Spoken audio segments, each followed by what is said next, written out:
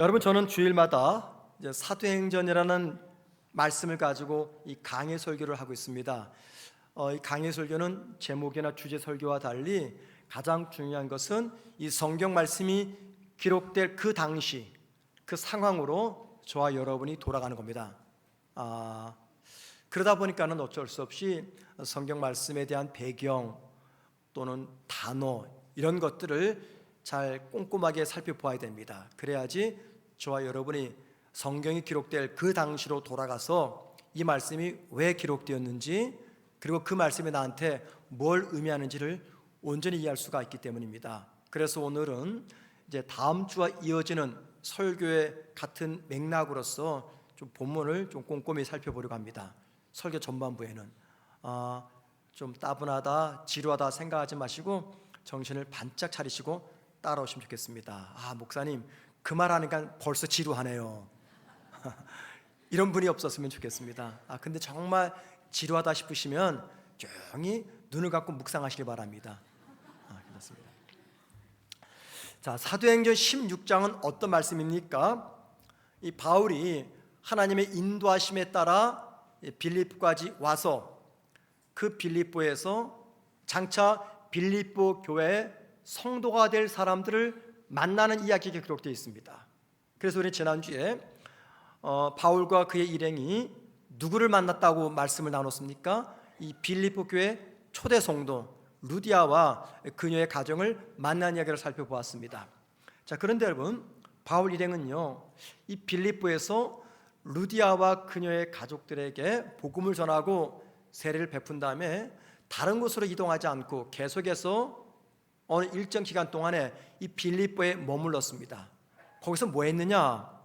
오늘 말씀 보니까는 하나님의 인도하심을 받기 위해서 기도의 시간을 갖고 있었습니다. 자, 사도행전을 기록했던 누가는요, 오늘 본문에서 무슨 이야기를 기록하고 있냐면, 바울과 그의 일행이 하나님의 인도하심을 받기 위해서 기도하러 다니던 중, 기도의 장소로 아마 강가 근처겠죠. 우리가 지난주 살펴본 것처럼 기도하러 가는 도중에 귀신 들린 한 여자아이를 만난 이야기를 기록하고 있습니다. 오늘 16절에서요, 그 여자아이를 어떻게 설명하냐면 점치는 귀신 들린 여종이라고 말합니다. 점치는 귀신 들린 여종. 여러분, 신약 성경은 고대 그리스어, 즉 헬라어로 말하죠. 이 고대 그리스어로 기록된 성경입니다. 그런데 신약 성경에서 우리말로 귀신으로 쓰여진 이 헬라 단어는요, 다이모니온이라는 단어입니다. 다이모니온. 이게 우리말로는 귀신이라고 번역이 되었어요. 자, 그런데 오늘 보면 16절은요, 다이모니온이라는 말이 쓰여지지 않고 있습니다. 보통 쓰여져야 되는데 오늘 본문은 그 단어가 아닙니다. 그럼 뭐냐? 푸뉴마, 푸톤이라는 두 단어입니다. 푸뉴마는 영, 스피릿 그 뜻이고요. 퓨톤은요, 그리스 신화에 나오는 한 신의 이름입니다. 자, 그러니까는 퓨톤의 영에 사로잡힌 여자아이 그 뜻입니다. 그럼 퓨톤의 역할은 뭐냐? 그리스 신화에 보면 많은 신들이 있잖아요. 그 신 중에 아폴로라는 신이 있습니다. 그 아폴로가 백성들에게 자신의 뜻을 전달할 때 그 뜻을 대신 받아서 전달해 주었던 신, 그 신의 이름이 퓨톤입니다. 퓨톤. 이해되시겠죠, 여러분들? 바로 그 퓨톤의 영에 이 여자아이가 사로잡혔다라고 말합니다. 왜 이 여자의 이름을 다이모니온이라고 하지 않고 푸뉴마, 퓨톤의 영에 사로잡혔다라고 말할까요? 그 이유는요, 이 여자아이가 지금 귀신에 사로잡혀서 사람들의 운세를 봐주고 있습니다. 그리고 점을 봐주고 있습니다. 보통 사람들의 미래의 일을 알려줬던 것은 퓨톤이에요. 아폴로 신에 대신해서. 그런데 그 일을 여자가 하고 있어요. 그래서 푸니마, 퓨톤의 영에 사로잡혔다.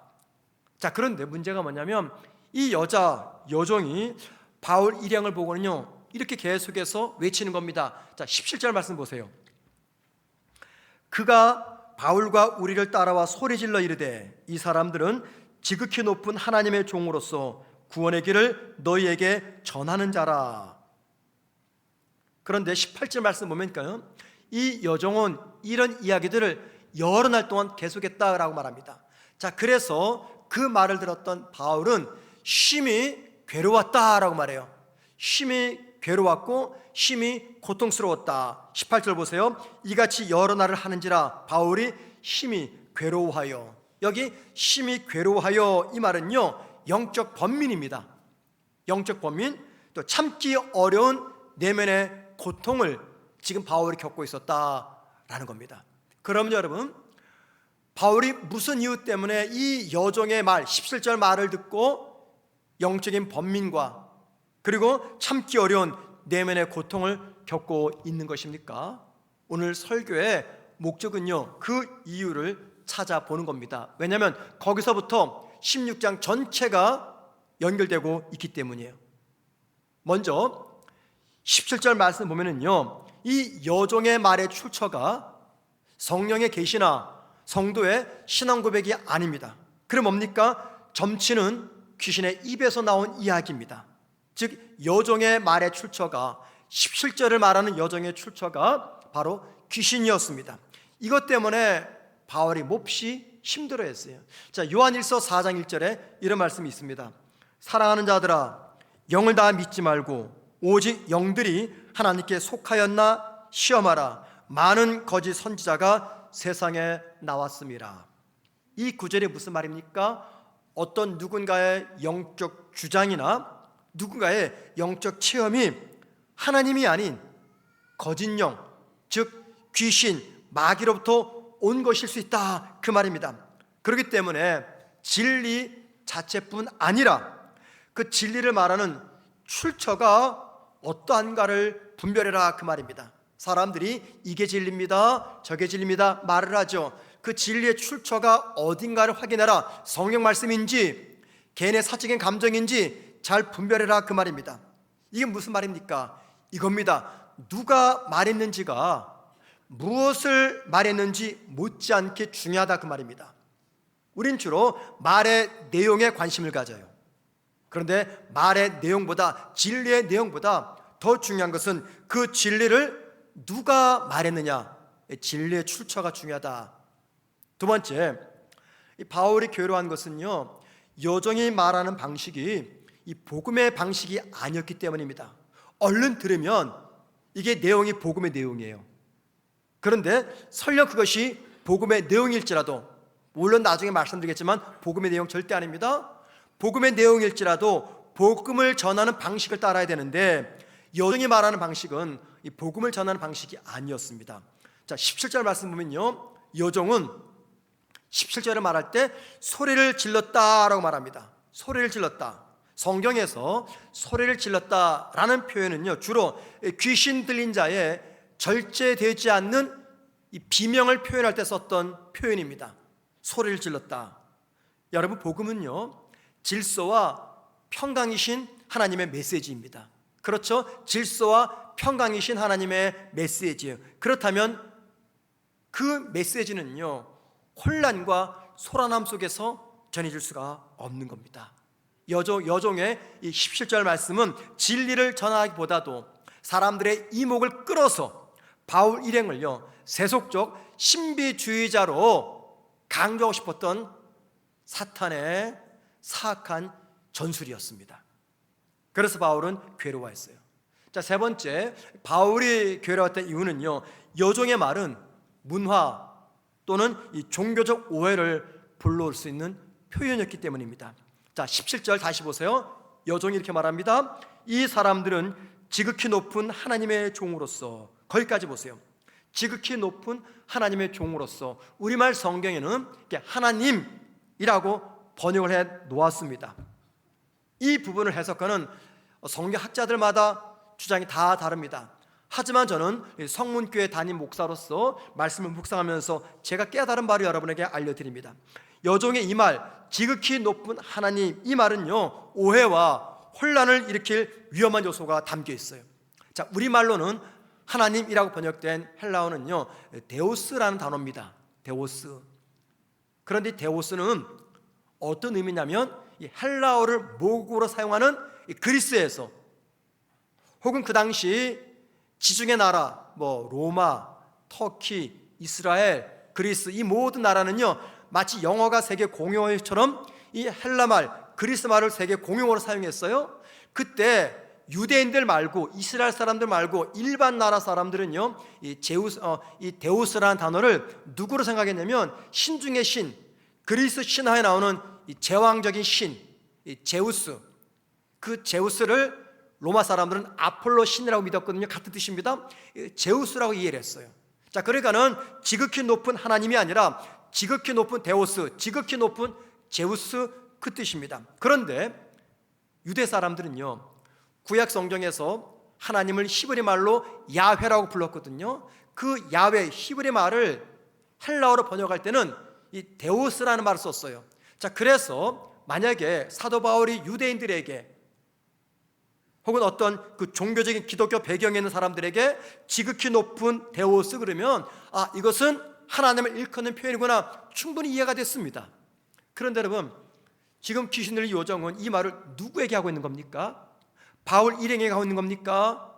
아니면 유대인들에게 하고 있는 겁니까? 아니면 빌립보 시민들에게 하고 있는 겁니까? 자, 17절 말씀 보세요. 이 사람들은 지극히 높은 하나님의 종으로서 구원의 길을, 그 다음 보세요, 너희에게 전하는 자라. 여기서 말하는 너희는 누굽니까? 바울 일행이 아니죠. 빌립보 시민들입니다. 빌립보 사람들은 그리스 사람들입니다.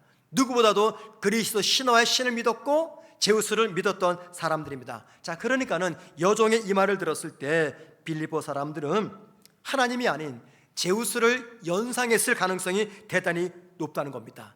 여기에 중요한 진리가 있습니다. 여러분, 진리의 단어라도 오해를 불러온다면 그것은 진리의 전달이 아니라 진리의 왜곡이 됩니다.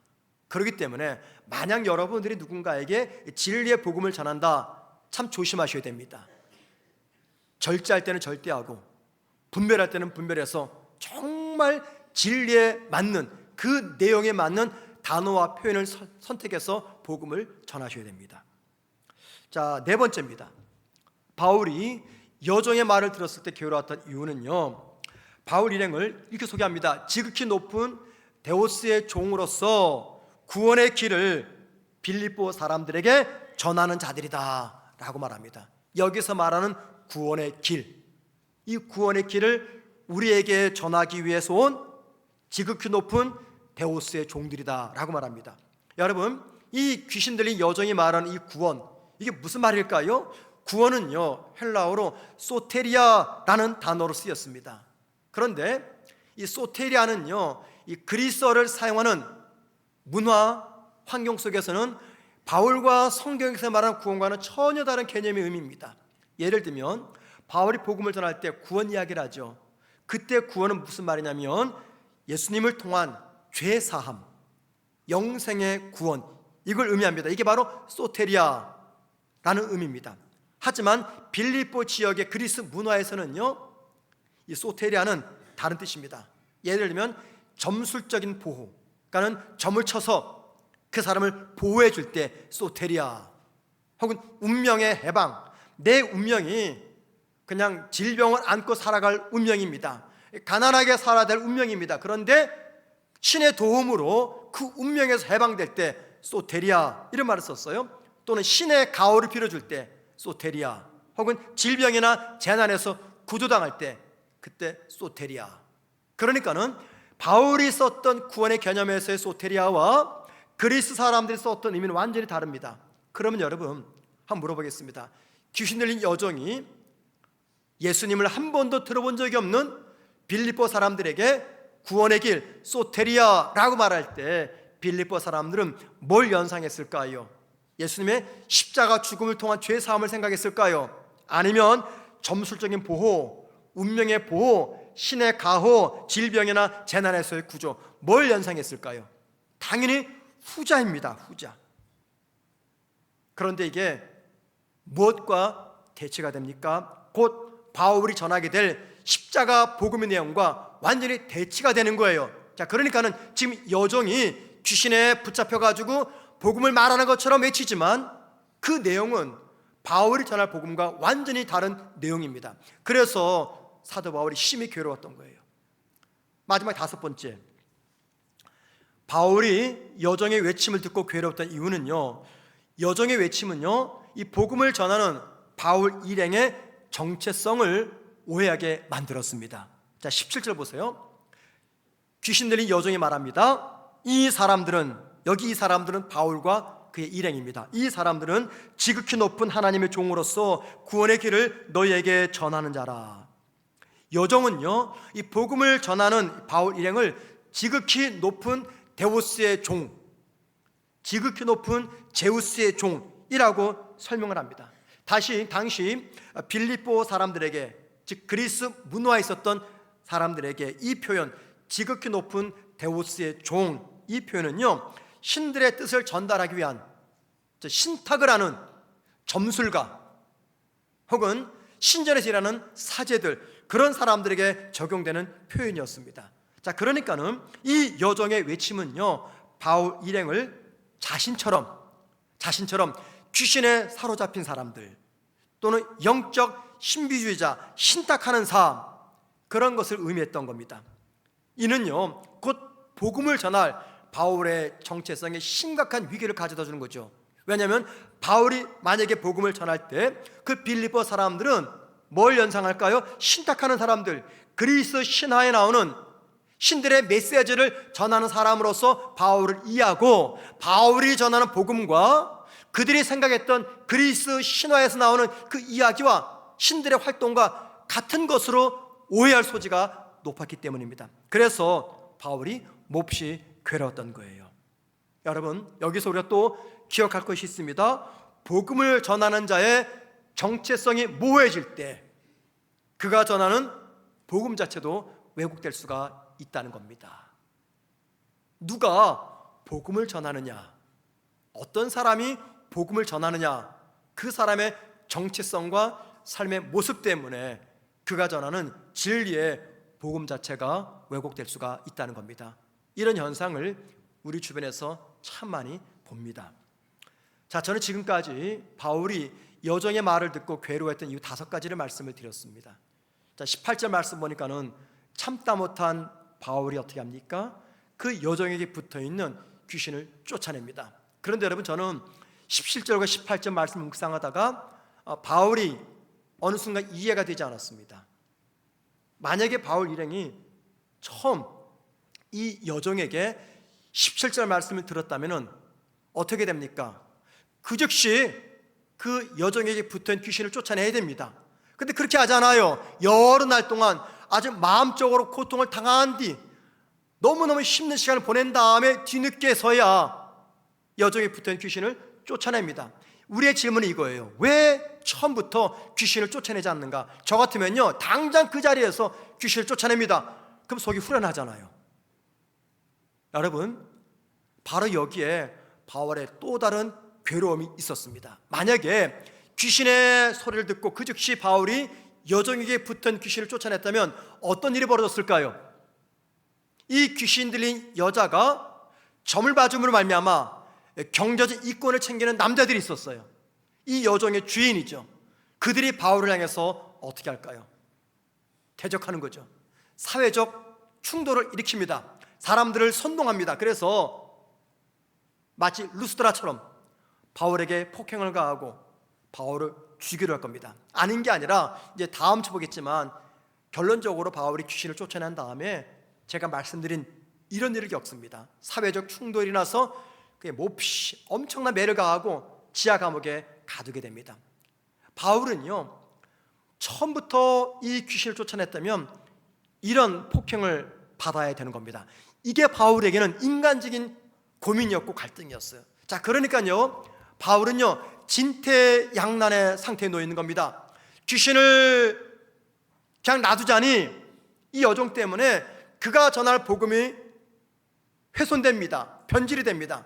쫓아내자니 그로 인해서 사회적 혼란이 일어나서 더 이상 복음을 전하지 못하게 됩니다. 이러지도 못하고 저러지도 못하는 그런 상황 속에서 바울이 괴로워하다가 나중에 가서 여종에게서 귀신을 쫓아냅니다. 자, 여러분, 이러지도 못하고 저러지도 못하는 진퇴양난의 상태, 이런 경우 어떻게 해야 됩니까? 여러분이 바울의 입장이라면 어떤 선택을 하겠습니까? 우리 모두는 공통점이 하나 있어요. 만약에 이런 상황이 된다면은 우리는 최선의 선택을 할 겁니다. 이게 정답이잖아요, 그죠? 최악이 아니라 최선의 선택을 할 겁니다. 그럼 여러분, 우리가 생각하는 최선의 선택이 무엇입니까? 여러분은 어떤 경우를 최선의 선택이라고 말씀하십니까? 우리가 생각하는 최선의 선택이란 나한테 유익이 돌아오는 선택이에요. 경제적 이득이 주어지고 내 인기와 명예가 올라가고 내 삶이 편안해지는 선택, 우리 이것을 최선의 선택이라고 생각을 합니다.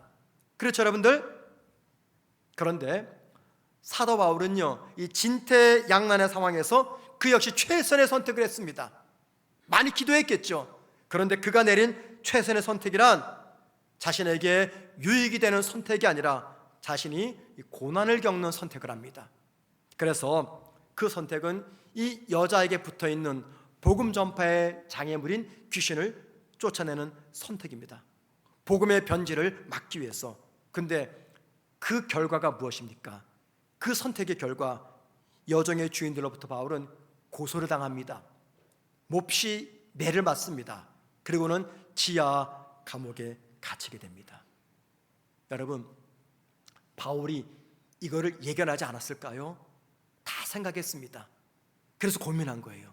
그렇게 고민하다가 마침내 내린 결론은 뭐냐면, 복음을 지키고 차라리 내가 고난을 겪는 게 맞다 싶어가지고요, 여종의 귀신을 쫓아냅니다. 그러니까는 자신에게 유익한 쪽이 아니라 바울은 오히려 고난당하는 선택을 하게 됩니다. 자, 우리의 질문은 이겁니다. 바울이 어떻게 해서 자신에게 고난이 찾아오는 이 선택을 할 수가 있었는가 입니다. 여러분, 바울은요, 그동안 예수를 만나서 지금까지 오는 동안 하나님의 일하심에 대한 다양한 경험들을 했어요. 그죠? 다메섹 동산에서 28살 때 우리 주님 만났거든요. 그때부터 오늘 본문에 이르기까지 오랜 세월 동안 바울은 하나님의 일하심을 경험했는데, 그 일하심, 그 경험이 그에게 뭐가 됐냐면, 잘 들어보세요, 신앙의 학습 능력이 된 겁니다. 자, 바울은 그의 일행이 어떻게 해서 빌립보까지 오게 되었는지 알았어요. 어떻게 온 겁니까? 아시아로 가고자 하는 그들의 길과 선택을 하나 다 막아버리시고 하나님 주권과 섭리에 따라 빌립보까지 인도하셨어요. 그리고 빌립보에서 바울 일행에 전혀 상상하지 못했던, 생각하지 못했던 루디아와 그녀의 가족을 만났습니다. 이 모든 과정 속에서 바울이 뭘 또 한 번 체득한 겁니까? 하나님의 주권과 섭리의 결과입니다. 인간의 상상을 초월하는 하나님의 일하심을 바울은 확인한 겁니다. 자, 그리고 자신이 고난당하는 선택과 손해보는 선택을 할지라도 결국은 하나님이 자신의 선택을 이용해서 하나님의 가장 귀하신 뜻을 이루실 것을 이 바울은 확신했습니다. 그리고 그 믿음 때문에 바울은 자신에게 고난이 찾아올 것을 알면서도 예수의 이름으로 여종에게 붙어있는 이 귀신을 쫓아냈습니다. 바울이 고난의 길을 선택한 것은요, 그동안 하나님의 인도하심을 따라오면서 배우고 경험하고 학습된 신앙의 학습 능력 때문이었습니다. 그동안 경험한 신앙, 그동안 경험한 하나님의 일하심, 이 모든 것들이 바울과 바울 일행에게 믿음의 지평을 열어주었습니다. 사고의 지평, 그리고 선택의 지평을 넓게 열어준 겁니다. 바울과 그의 일행은 하나님의 일하심을 경험하면 경험할수록 더 깊어지고 더 성숙해지고 더 민감한 영적 감각을 소유하게 된 것이에요. 그 결과 분명히 자신에게 고난이 찾아올 것을 뻔히 알면서도 바울은 하나님의 주권과 섭리를 신뢰하면서 그 여종에게 붙어있는 귀신을 쫓아낸 겁니다. 여러분, 이게 오늘 본문 이야기예요. 그러면 이제 우리가 물어야 됩니다. 이 말씀 앞에서 정직하게 묻고 정직하게 답하고 정직하게 확인해야 됩니다. 그게 뭡니까? 바울뿐 아니라 우리 모두가 살다 보면은요, 뭔가를 선택할 때가 다가옵니다.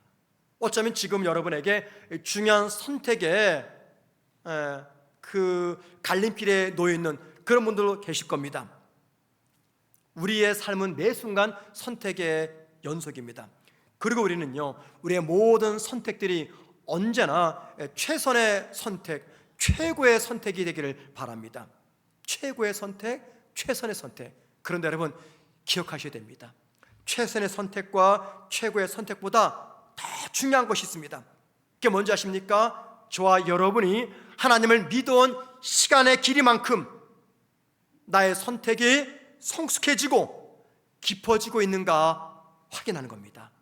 하나님을 믿고 살아온 시간만큼, 하나님의 주권과 섭리에 따른 하나님의 일하심을 경험한 시간만큼 하나님의 지혜와 하나님의 주권과 하나님의 섭리를 신뢰하면서 그 믿음을 따라서 내가 더 성숙해지고 깊어진 선택을 하고 있는가 확인하셔야 됩니다.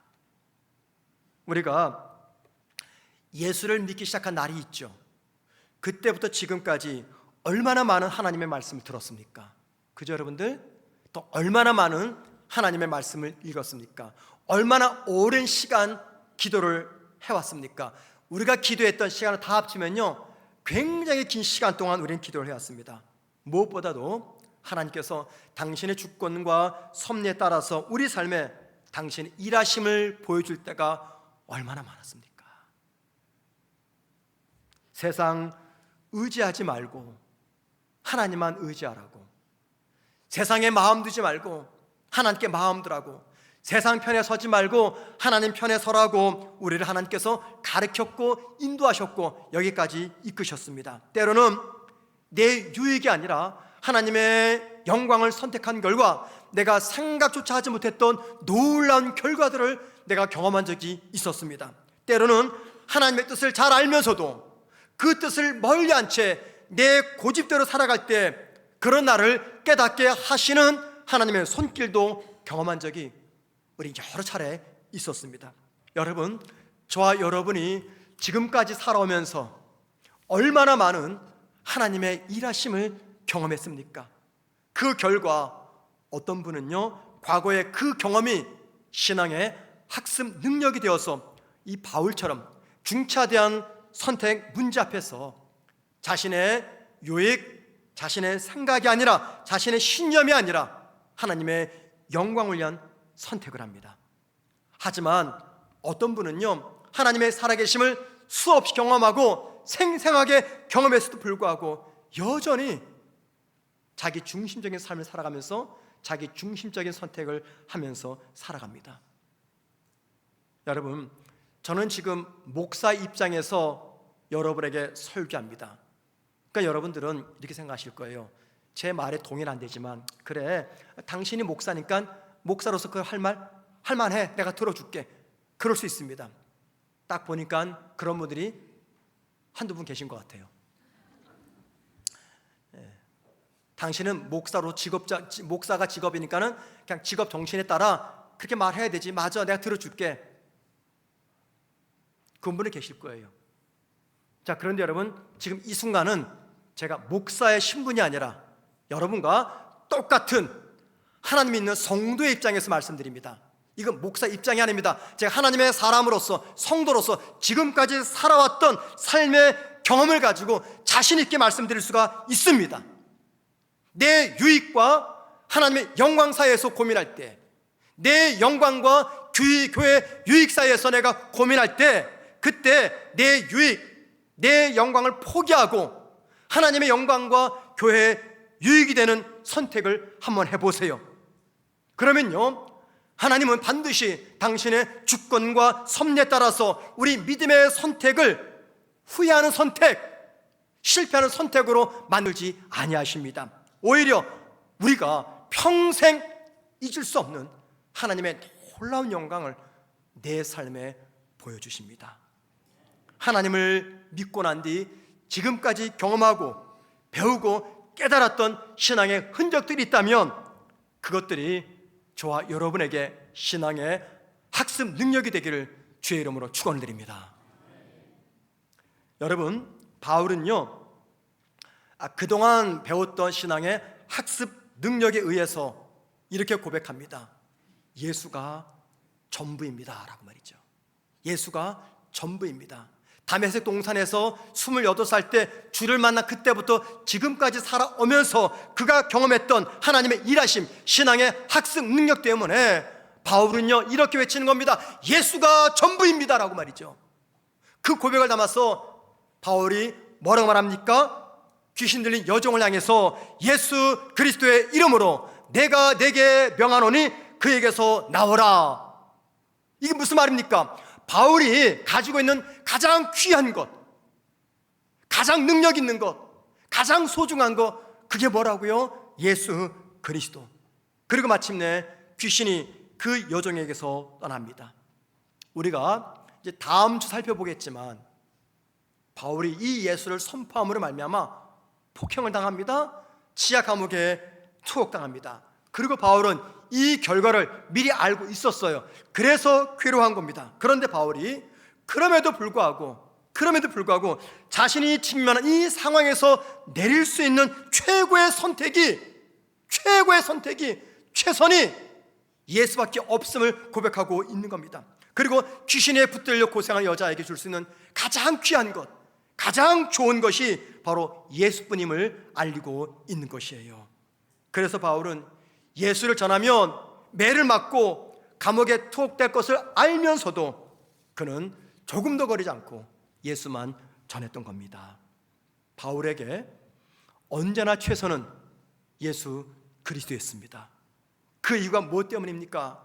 도대체 무슨 이유 때문에 바울은요 죽는 순간까지, 목이 잘리는 참수형을 당하는 순간까지 가장 소중한 예수를 붙잡았습니까? 여러분, 바울의 마지막 편지 디모데 후서를 보십시오. 죽는 순간까지 바울이 붙잡았던 것은요 예수 그리스도십니다. 무슨 이유 때문에?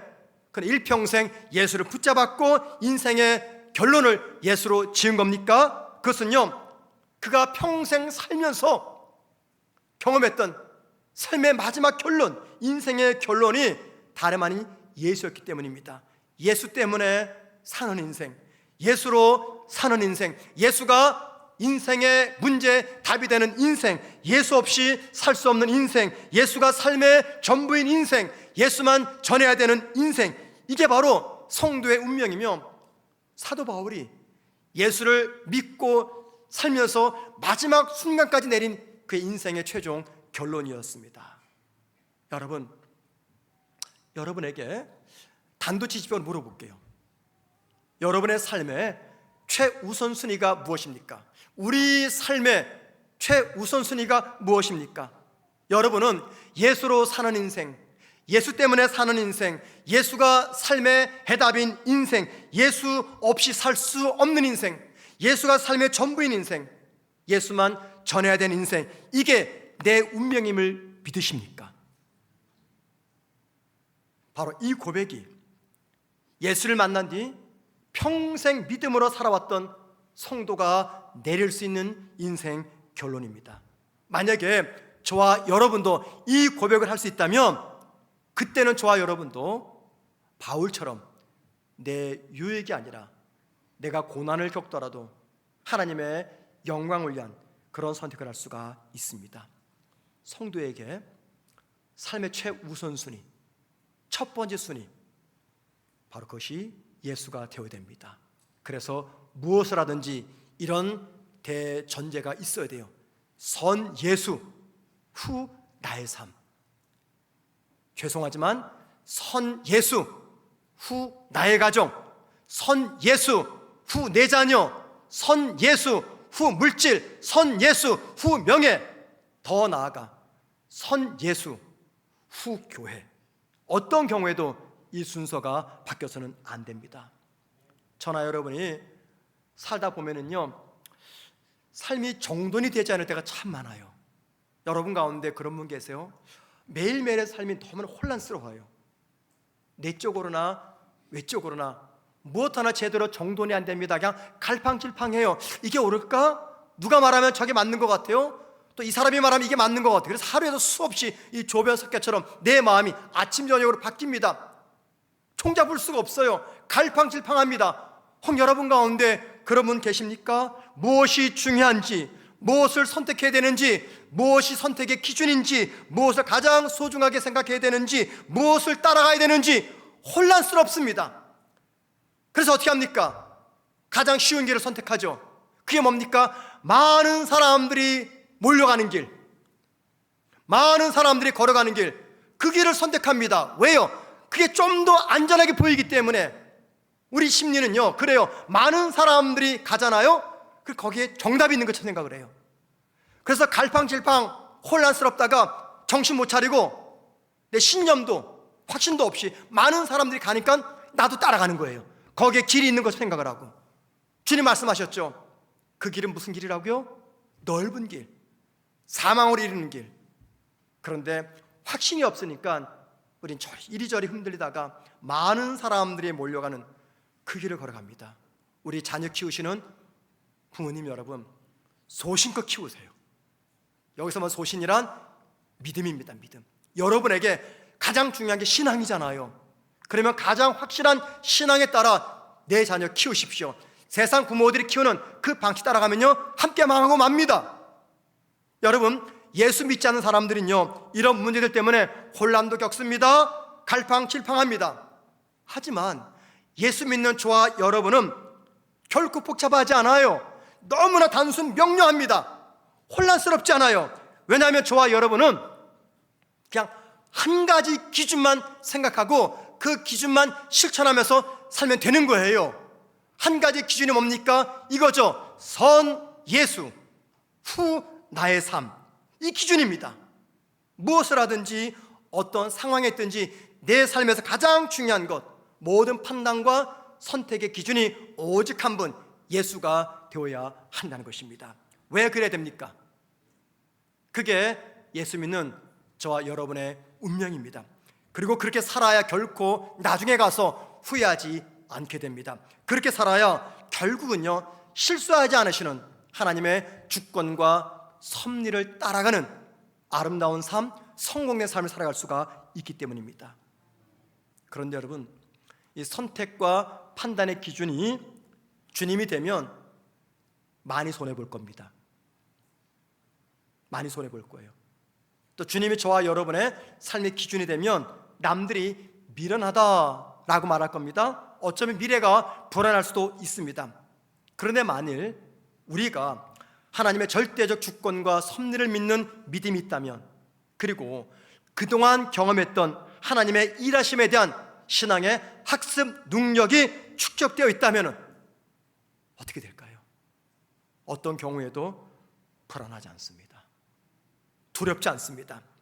선 예수, 후 나의 삶, 선 예수, 후 내 자녀라는 대전제를 따라가는 그런 삶을 살아가게 될 겁니다. 여러분, 부탁드립니다. 예수가 내 삶의 목적이 되는 그런 삶을 살아가십시다. 우리가 그렇게 살아가야 되는 이유가 무엇입니까? 예수님은 성도의 삶의 중심이며 존재의 이유이며 삶의 방향이 되기 때문입니다. 사랑하는 성도 여러분, 오늘 말씀을 통해서 우리가 꼭 붙잡아야 될 말씀이 있습니다.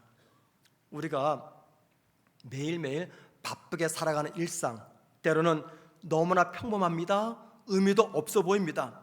그런 모든 순간들을 결코 가볍게 여기지 마시라는 겁니다. 무심코 지나갔던 이 평범한 일상들, 이해되지 않는 갈등과 억울함, 그리고 다양한 선택 앞에서 망설이는 고통과 침묵의 시간들과 기다림의 시간들, 그 모든 것들이 헛된 시간이 아닙니다. 그 모든 일상들이 하나님께서 우리 안에 신앙의 실력과 분별력과 순종의 깊이를 더하려고, 길러가려고 계시는 훈련의 시간이며 훈련의 장입니다. 그리고 그 시간을 통과하는 동안 하나님은 우리들의 이 사고의 지평을 넓혀주십니다.